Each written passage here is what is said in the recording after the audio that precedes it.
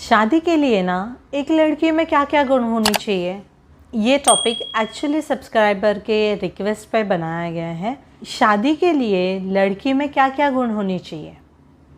देखिए, रिश्ता कोई भी हो, लंबे समय तक चलाना है ना, तो लाइफ पार्टनर, जो भी पार्टनर होता है ना, दोनों पार्टनर्स अच्छे होना बहुत ज़्यादा ज़रूरी है। और शादी की बात आती है, वहाँ पे तो लंबे समय, लाइफ टाइम तक एक दूसरे का साथ देना है। तो एक दूसरे के साथ पार्टनर्स बहुत अच्छी तरीके से रहने चाहिए। तो आज ये वीडियो में मैं यही बताने वाली हूँ, अगर शादी के लिए लड़की ढूंढ रहे हो तो उसमें क्या क्या गुण होने चाहिए, इसी बारे में बात करते हैं। चलो देखते हैं कि क्या क्या गुण होने चाहिए एक लड़की में। फर्स्ट पॉइंट कि लुक्स में अच्छा होना चाहिए। ये बेसिक ही है, हर किसी को लुक्स में अच्छी होने वाली ही लड़की चाहिए। देखो, लुक्स तो सही है, दिखने में अच्छा होना ये तो ठीक है। मीन्स जैसे बोलते हैं कि जोड़े को जोड़ा होना ज़रूरी है, तो दिखने में तो अच्छी होनी ही चाहिए, संग ही संग में उसकी सीरत भी अच्छी होनी चाहिए। सूरत तो ठीक है, सीरत भी अच्छी होना एक लाइफ पार्टनर के लिए बहुत ज़्यादा ज़रूरी होती है। दिखने के लिए तो हर कोई दिखने के लिए अच्छी लाइफ पार्टनर तो ढूंढ ही लेता है, बट ये ज़रूर देखिए कि उसकी सीरत कैसी है। सेकेंड पॉइंट, उसका नेचर, इन द सेंस सीरत कैसी है। पहले तो हमने सूरत के हिसाब से बात कर ही ली, दिखने में कैसी होनी चाहिए, बट सीरत की बात करते हैं यहाँ पे। सादगी से बढ़कर कोई गहना नहीं, इसीलिए किसी ने पहना नहीं।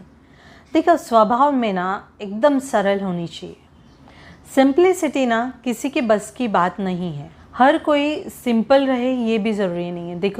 देखो स्वभाव ना, उसका नेचर जो है ना एकदम सरल होना चाहिए, उतना वो उलझी हुई नहीं रहेगी।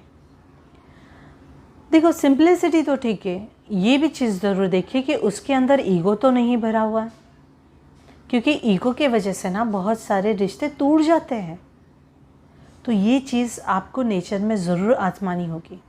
देखिए, अगर इंसान का उसने देखना है ना, तो उसकी ज़ुबान ज़रूर देखिए, उससे ही उनके नेचर का पता चल जाता है, उनका स्वभाव का पता चल जाता है। इस चीज़ पे ज़रूर ध्यान दीजिए, बात ज़रूर कीजिए। बात करने से ही समझ आएगा कि लड़की सिंपल है या फिर आप समझ सकते हैं।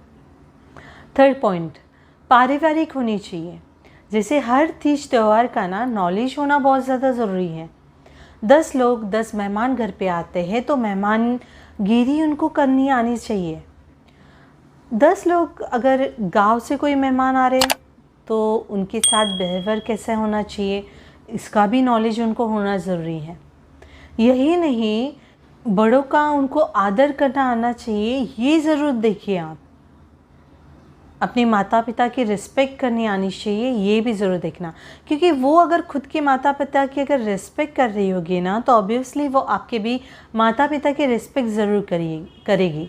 तो ये चीज़ आपको ज़रूर आजमानी होगी कि वो अपने पेरेंट्स के संग कैसे बर्ताव करती है। इससे आपको समझ में आएगा कि वो आपके पेरेंट्स की कितने रिस्पेक्ट कर सकती हैं। ठीक है। फोर्थ पॉइंट कि वो इंटेलिजेंट होनी चाहिए। देखो, एजुकेशन ना, हर कोई लड़की आज एजुकेटेड है, हर कोई लड़की एजुकेशन अपना कंप्लीट कर चुकी है। इंटेलिजेंट मीन्स, देखो फैमिली भी ना कभी भी कोई भी सिचुएशन आ सकती है, उस टाइम पे ना वो हड़बड़ा जाना नहीं चाहिए, उसने कंफ्यूज नहीं होना चाहिए।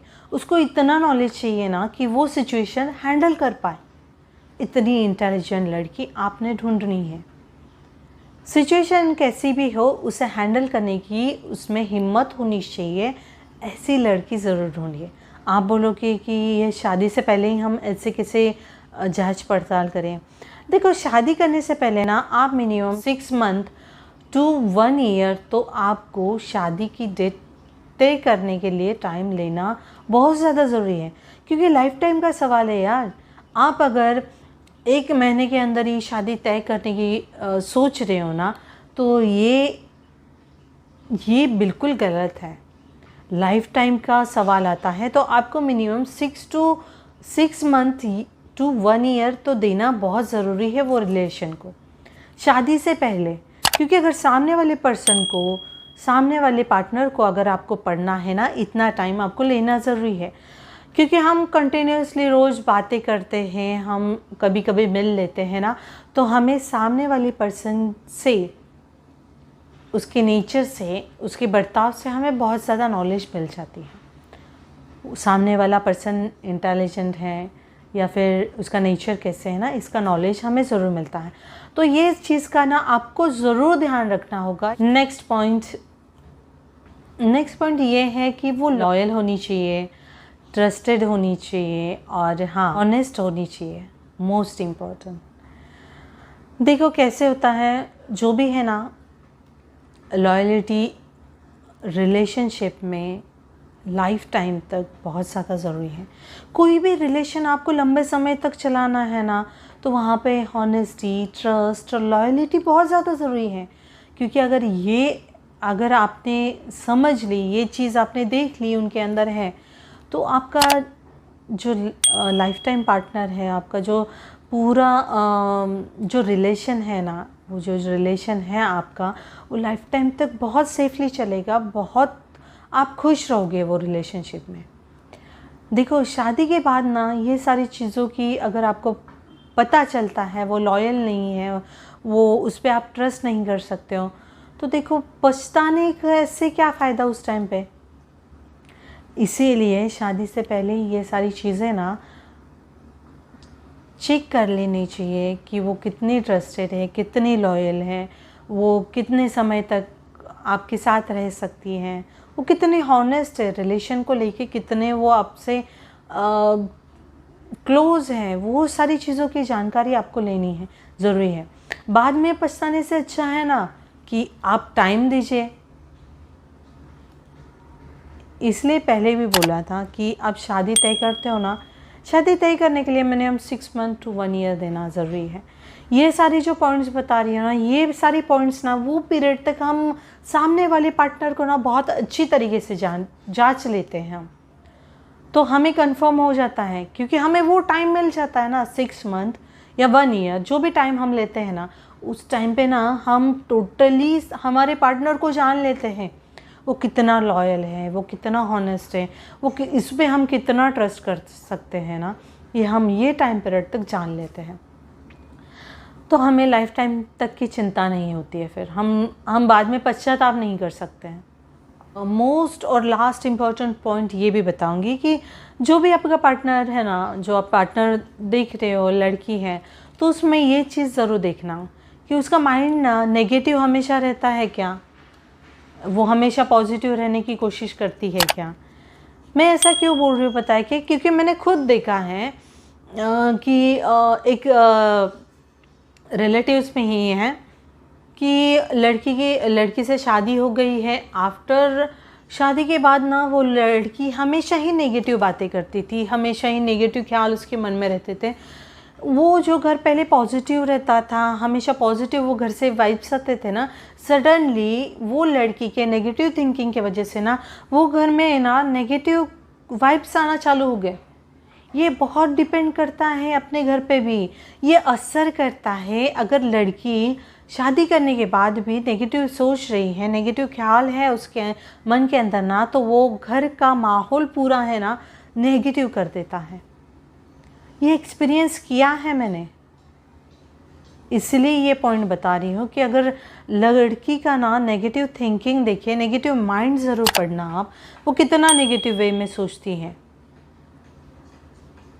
क्योंकि अगर घर के वाइब्स अच्छे रखते हैं ना, तो हम जैसे सोचेंगे ना वैसे हमारे घर के वाइब्स होते हैं। आपने ये ज़रूर आजमाया होगा।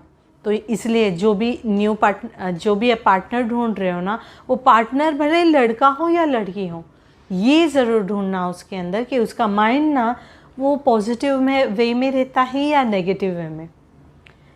घर का माहौल अच्छा रखना है ना, तो ये बहुत ज़्यादा इम्पोर्टेंट है। हम हमेशा खुश रहने वाले, सडनली अगर हम नेगेटिव रहना चालू होते हैं ना, तो वो घर ना दुखी दुखी रहता है, वो घर में से नेगेटिव वाइब्स आना चालू हो जाते हैं, तबीयत खराब होना चालू हो जाती है घर के अंदर। तो ये ज़रूर ट्राई कीजिए, ये ज़रूर ज़रूर ज़रूर देखना अगर आपको लाइफ टाइम तक खुश रहना है तो।